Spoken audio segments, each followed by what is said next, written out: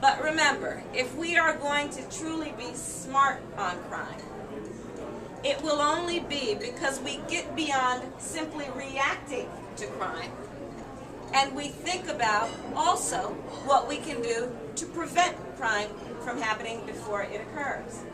And that's why I created a reentry unit in my office, which is one of the only reentry units of a DA's office in the country, focused on reentering former offenders. And in particular, I decided to focus on 18 through 24-year-old, first-time, low-level, non-violent drug sales offenders. Why that population? Well, when we were in college, we were 18 through 24, and we were called college kids. But when you're in the system and you turn 18, you're considered to be an adult, period. Without any regard to the fact that you are still very much in that phase of life in which we have invested billions of dollars in this world in places called colleges and universities. So we decided to deal with the fact that we know then that that's the perfect phase of life in which we can mold and direct and shape a human being to become a productive adult.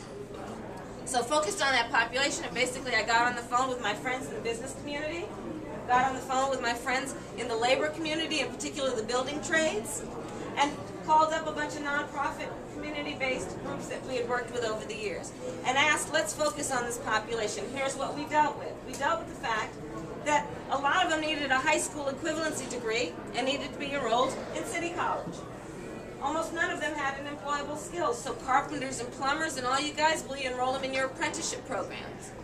Address the fact that a lot of them are parents, and although they have a natural desire to parent their children, they don't necessarily have the skills. So community-based groups, come on in and introduce them to the PTA.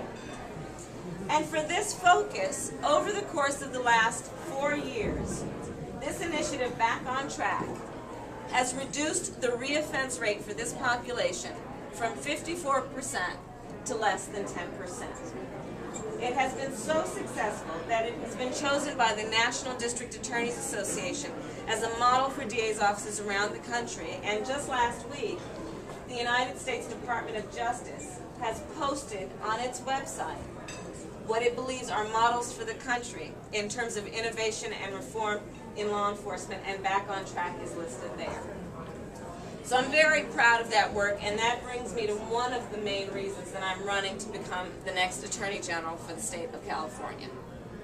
In California, on an annual basis, we release about 120,000 prisoners because they serve their time. Within 3 years of their release, 70% reoffend. 70% recidivate. It is the highest recidivism rate in the country. And if this were, as you all know, because many of you run and have created businesses, if this were any kind of business, if this were a healthcare institution or an educational institution with a 70% failure rate, we'd shut it down. It's not working. And by the way, it's really expensive. In a state that is on the verge of bankruptcy, this system cost us $10 billion a year. And it cost us a lot in terms of public safety. So I believe going forward, one of the vital issues that must be addressed, and it is vital we address it, is this issue of recidivism. And frankly, the perfect antidote for this problem is exactly what we have proven can work when we focus on this issue of reentry.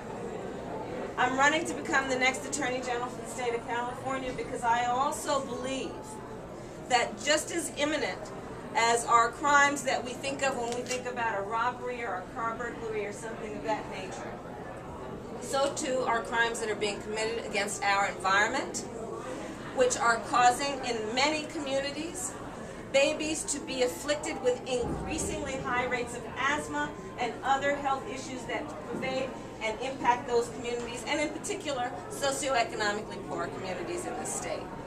I'm running to become the next Attorney General for the state of California because I have also been seeing, as I'm sure you have, that we have whole communities of people across the state who have been doing everything they were supposed to do to live the American dream, holding down 1 and 2 jobs. They went out and bought a home as they were supposed to do. They paid their taxes on time, their mortgage on time, their bills on time. They followed the rules.